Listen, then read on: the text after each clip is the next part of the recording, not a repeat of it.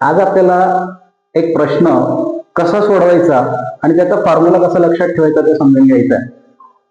घनाची बाजू दिलेली आहे आणि त्याचं घनफळ विचारलंय, तर घनाचे घनफळ बाजू घन एवढं एक छोटस सूत्र आपल्याला लक्षात ठेवायचं आहे. आता बाजू घन हे आपण बाजू गुणिले बाजू असं लिहू शकतो.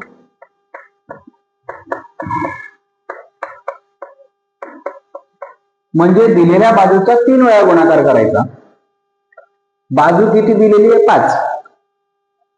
5 गुणिले 5 गुणिले 5. 5 5 25 आणि 25 5 25 600. जर इथे एकक सेंटीमीटर दिलं असेल आणि घनाचं घनफळ विचारलं असेल तर उत्तर लिहिताना त्याला एकक द्या, घन सेंटीमीटर.